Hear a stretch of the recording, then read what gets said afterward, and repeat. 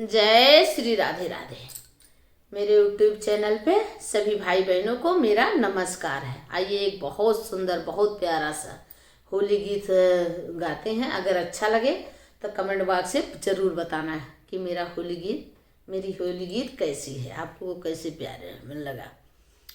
जय श्री राम।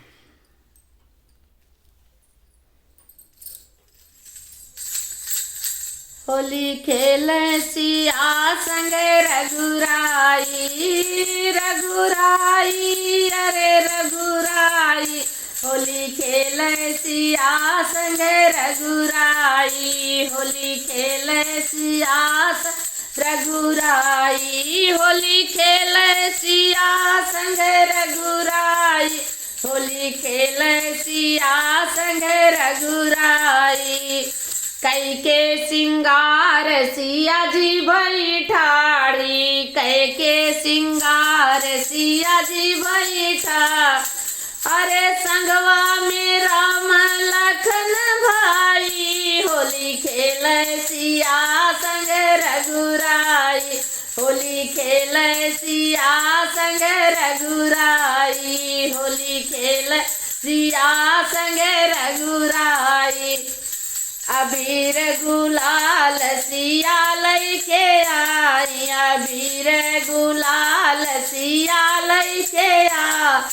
अरे रामा जी लाए पिचकारी, सिया खेल हम संग रघुराई, होली खेल राम, होली खेले सिया संग रघुराई, होली खेले सिया संग रघुराई, होली खेले। अरे रामा के हाथे धनुष बल सो है, राम जी के हाथे धनुष बल। अरे हनुमत के बाट गदा भारी, अरे हनुमत के बाट गदावारी।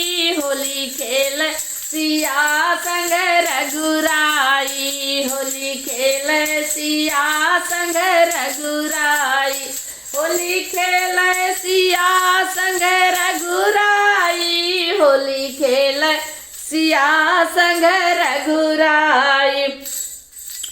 होली देखन को देव सब आए, होली देखन को देव सब आए, देव सब आए, देव सब आए।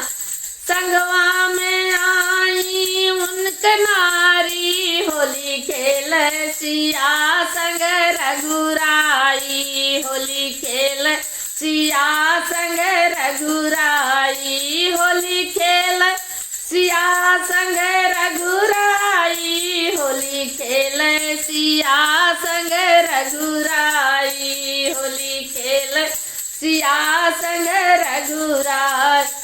अरे मिलने को आई है सातों बहिनिया, मिलने को आई है सातों बहिनिया, खेलन को आई सातों बहिनी।